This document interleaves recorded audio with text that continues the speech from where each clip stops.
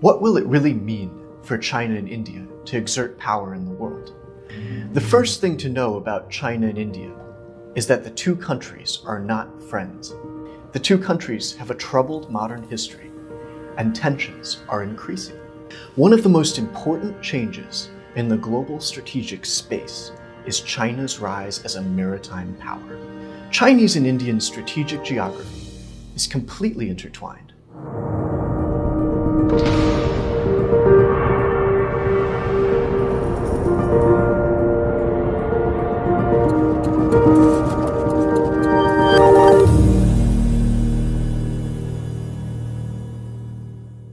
My name is Jonathan Ward.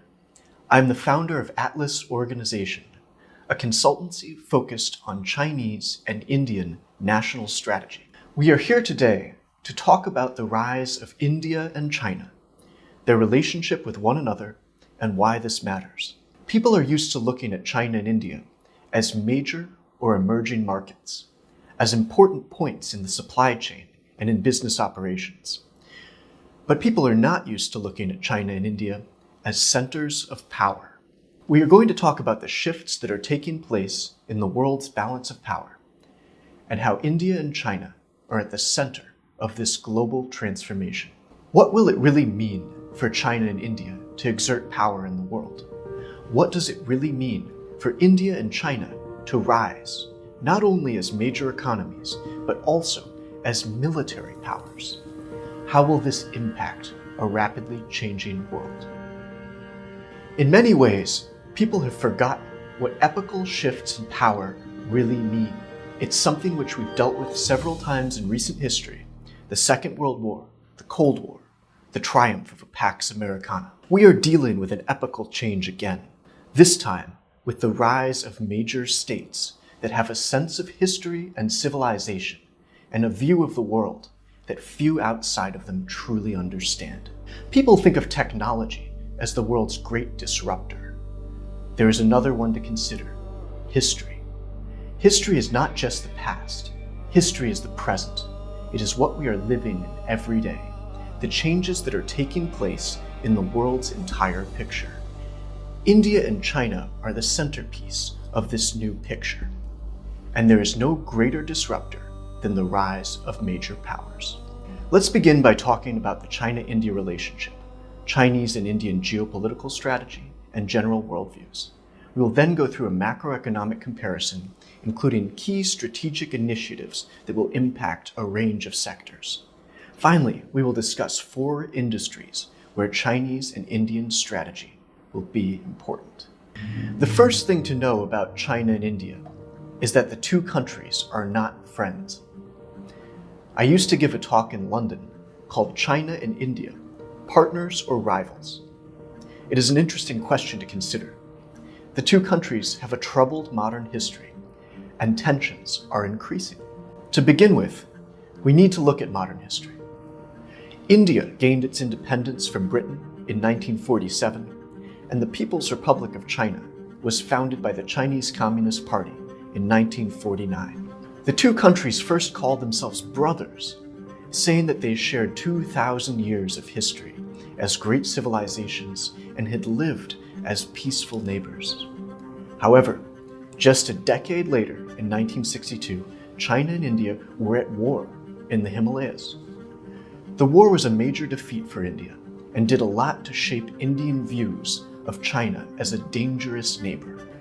Today, China-India competition has moved into the maritime world, especially in the Indian Ocean region. This is a region on which China depends and which India calls home. One of the most important changes in the global strategic space is China's rise as a maritime power. China has emerged as the world's largest trading nation, surpassing the United States in 2013. The Communist Party is now building up a blue water navy in order to show its military power around the world and to protect China's growing national interests. China depends on the Indian Ocean region, not only for trade, but also for energy. 80% of China's imported energy passes through the Strait of Malacca, which is only 2 miles wide at its narrowest. China's trade with Europe, its resources from Africa, and its energy from the Middle East all must pass through these straits. So the Chinese invest quite a bit of time and planning to figure out how to secure these sea lanes. Hence, naval buildup.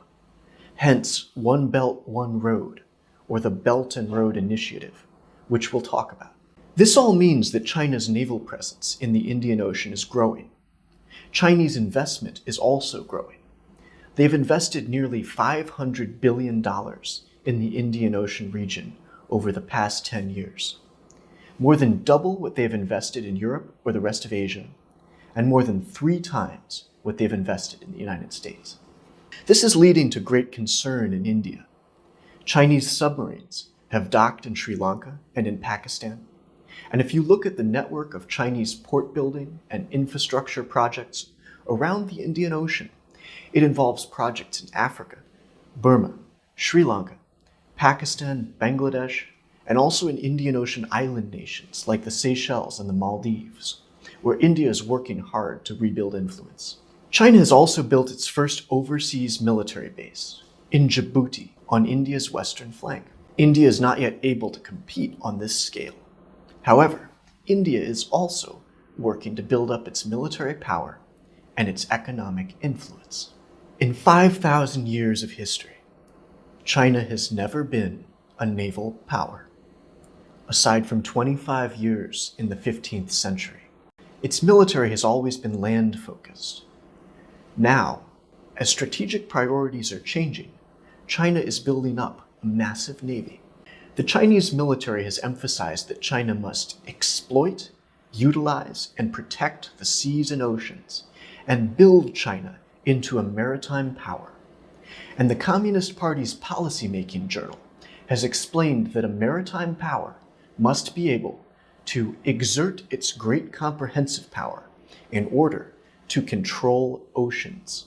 The Chinese military is currently focused on the South China Sea, but China's island building in the South China Sea is part of a much larger picture. The South China Sea is the fulcrum of the Indo-Pacific region. This is the map of the world that we need to use in order to understand how the global balance of power is shifting. The Indo-Pacific is a region that combines the Indian Ocean and the Pacific Ocean, 2 of the world's greatest oceans, and the jugular of world trade and global economics. China's long-term strategy envisions projecting military power throughout the entire maritime system, running from what they refer to as the first and second island chains in the West Pacific to the Strait of Hormuz in the Middle East at the western edge of the Indian Ocean. China is building up its strategic influence with the help of Russia and Pakistan. They've held naval exercises with Pakistan in the Indian Ocean and are supplying Pakistan with diesel-electric submarines. They've conducted naval exercises with Russia in the Mediterranean, in the South China Sea, in the East China Sea, and in the Sea of Japan. China's military buildup, territorial claims, and growing global reach is leading to great concern, not only in India, but also in the United States, in Japan, in Australia, and in Southeast Asian nations. As China's military geography evolves, and as the Communist Party teaches its people about the importance of military and especially naval power, a new world balance is taking shape.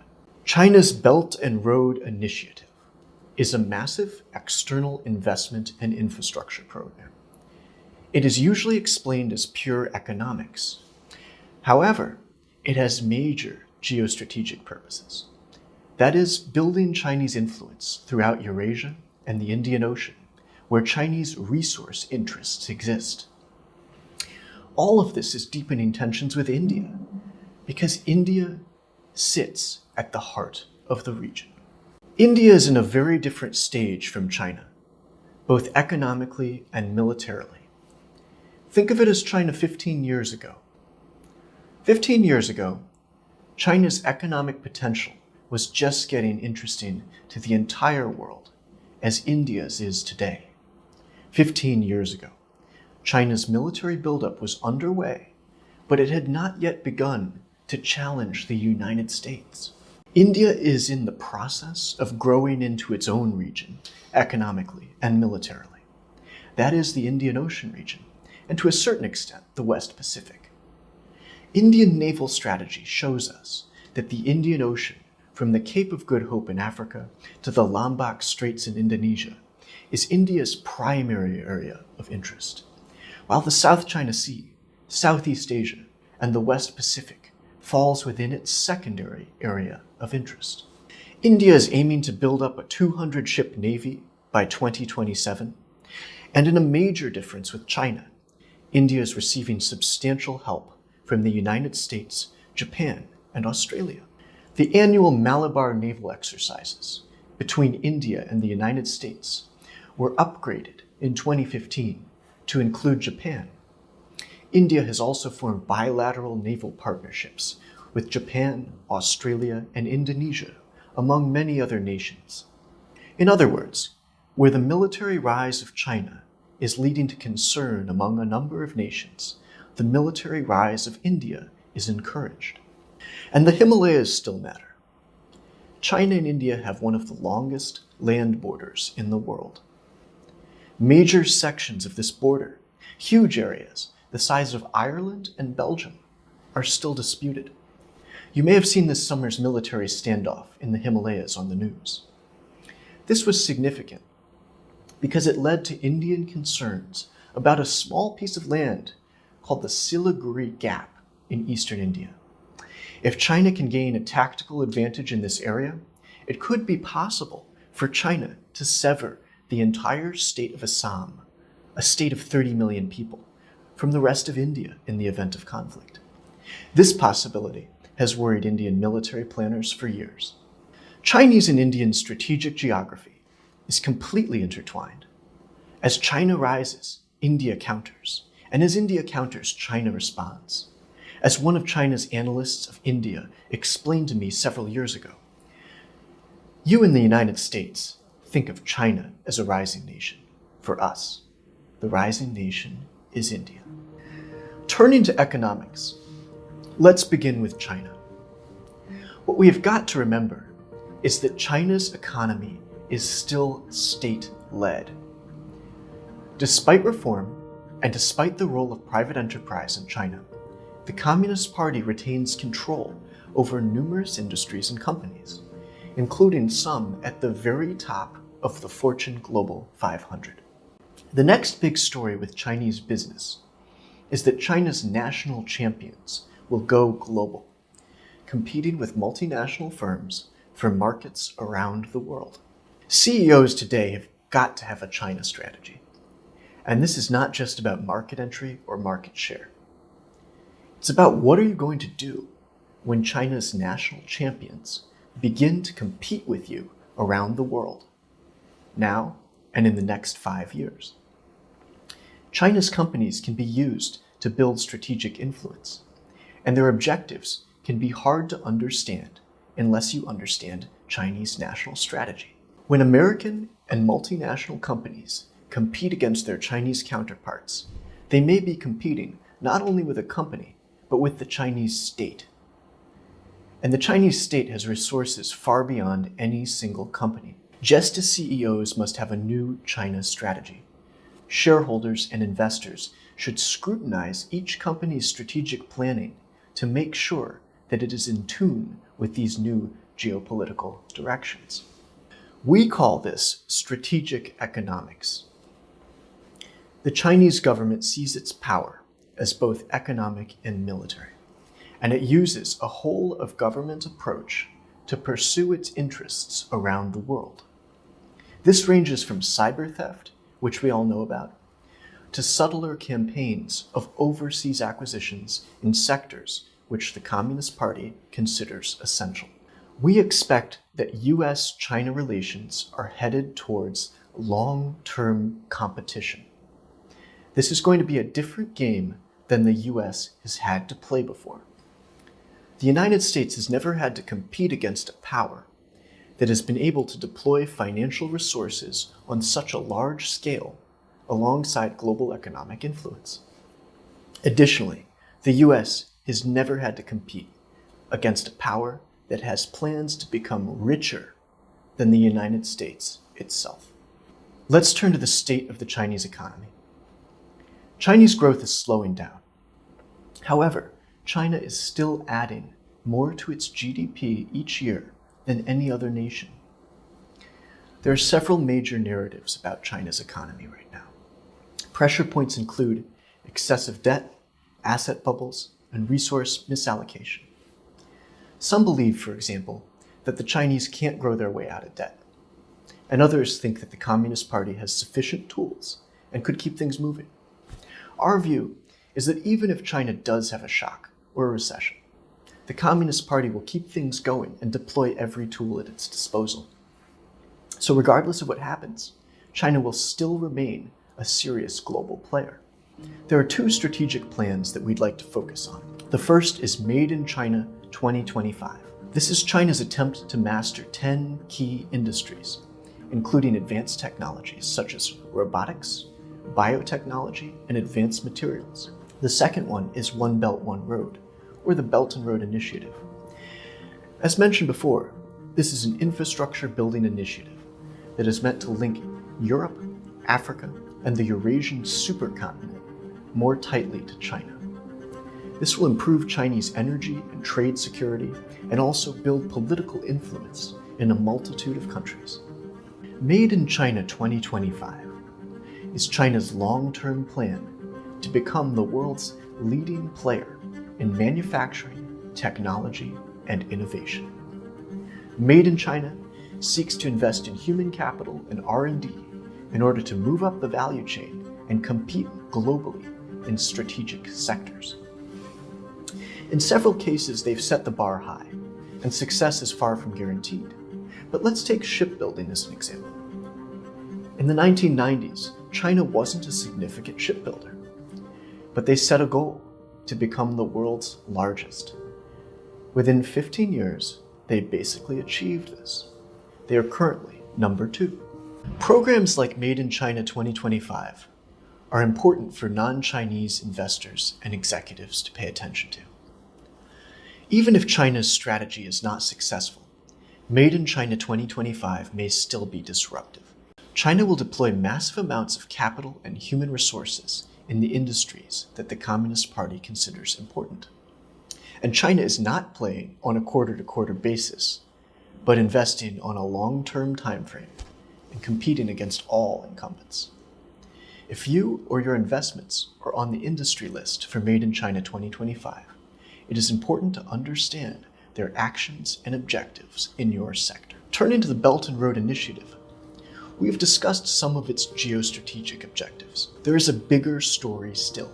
This is the beginning of an organizing concept for China's global presence. As the author and commentator Robert Kaplan recently stated, Belt and Road is a branding exercise. In other words, it's not really a new policy. It's a framework for China's external economic and financial activity. And the Communist Party can continue to add to this. China has just added, for example, the entire Arctic to the Belt and Road Initiative. Xi Jinping has claimed the Belt and Road Initiative as his signature foreign policy act. So there's a huge amount of political capital for China's overseas ambitions to succeed. As we said before, the Belt and Road is a point of tension between China and India. India is uncomfortable, to say the least, with so much Chinese activity in its region. India is concerned above all about encirclement by China under a rubric that the Communist Party calls economic activity. Turning to India, let's look at 2 economic plans, which sound similar to China's big initiatives, but which are very different given India's earlier stage of economic power. The first is Make in India, an effort to build India's industrial base. The second is Sagar Mala, a $200 billion investment program by the Indian government in ports and maritime infrastructure. This is meant to build a stronger foundation for Indian economic growth by building domestic and regional connectivity. The big question on India is whether or not they will be able to sustain economic reform and maintain high growth rates. We are optimistic that India is on a strong long-term trajectory. We believe that we are in the early days of serious and lasting reforms. Narendra Modi has shifted the political narrative towards economic growth and towards India playing a larger role in the world and in its region. There will be bumps in the road. Difficulties in the new goods and services tax and in demonetization occupy the current news cycle. But India's demographics are excellent for growth. If the country can cut through bureaucratic hurdles as ease of doing business becomes more and more of a federal and state government priority, then we should have the world's next big growth story in a country on a very different political trajectory than China's. Regarding Make in India, this initiative aims to develop Indian industry and to increase manufacturing as a portion of GDP. It plans to do this by encouraging foreign direct investments and joint ventures, relaxing foreign ownership caps, and increasing India's ease of doing business. The Indian government has identified a number of sectors that they want to promote, including defense and aerospace, IT, mining, oil and gas, renewable energy, ports and shipping, and roads and rail. The federal government has also made plans to create economic corridors throughout the country, and individual states are offering investment incentives as well. India has farther to go in order to become competitive in a global sense. The key objective now is to set strong foundations for domestic growth and productivity.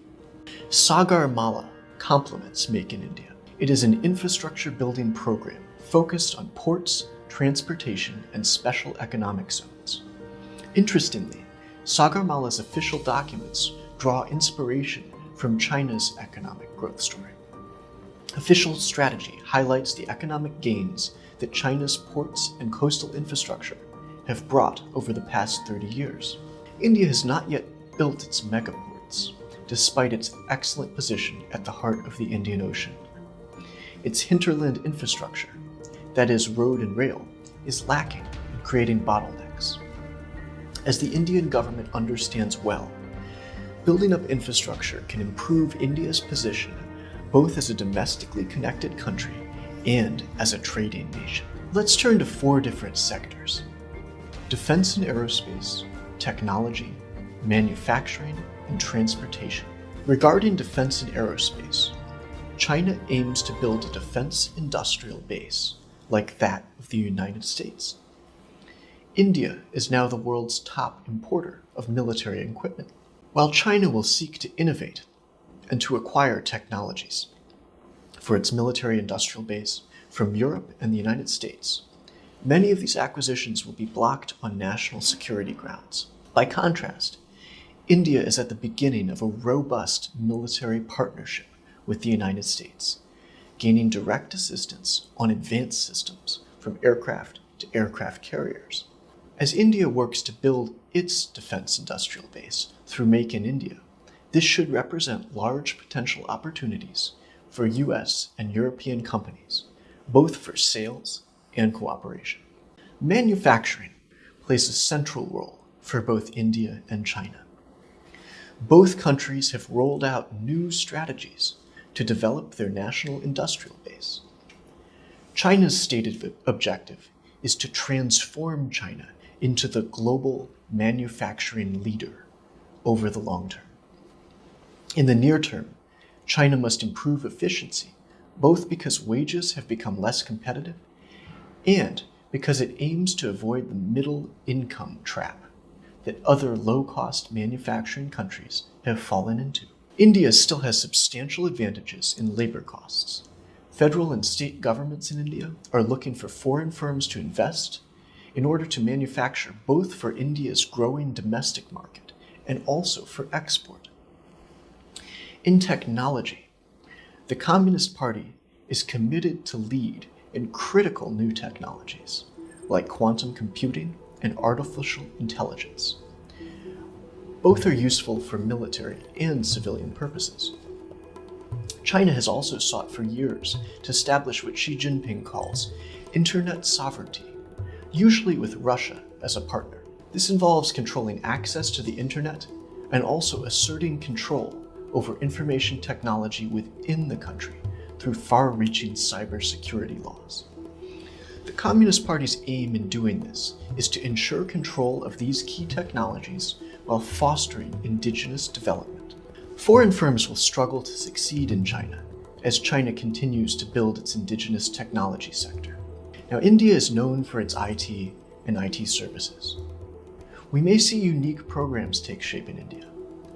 As Goldman Sachs points out, India has over 800 million young people, many of whom are what they call digital natives, that is, smartphone users and early users of technology. Meanwhile, the Indian government is seeking to integrate India's IT advantages into its national development plans. For example, increasing high-speed internet penetration and promoting what it calls the Smart Cities mission. On transportation, China means to increase its influence abroad, not only with the Belt and Road, but also through the Asian Infrastructure Investment Bank. Some see this as a challenger to American-led institutions like the World Bank, but numerous American allies have joined the AIIB, and Asia has massive infrastructure needs. With low costs and state support, China's infrastructure companies are often able to outcompete other project proposals. Infrastructure, particularly port, roads, rail, and other transportation projects, is one of the early indicators of Chinese companies going global. The process can be useful to watch in anticipation of Chinese moves in other sectors. Indian infrastructure is a domestic story with large potential opportunities. Given India's need to develop its national infrastructure, this sector is likely to be an early leader in growth, as well as an important testing ground where outside investors can determine the effectiveness of national planning and of international partnerships. A new balance of power is emerging. The rise of China and India is an epochal shift, and this presents a host of challenges and opportunities, especially for the United States. On the one hand, we have China as a dedicated, focused, capable, and highly ambitious rival. On the other hand, we have a rising India, which is on track to become an important friend and partner to America and to democracies throughout the Indo-Pacific. Executives and investors must understand the nuances of this new strategic competition and the risks and opportunities that it will bring.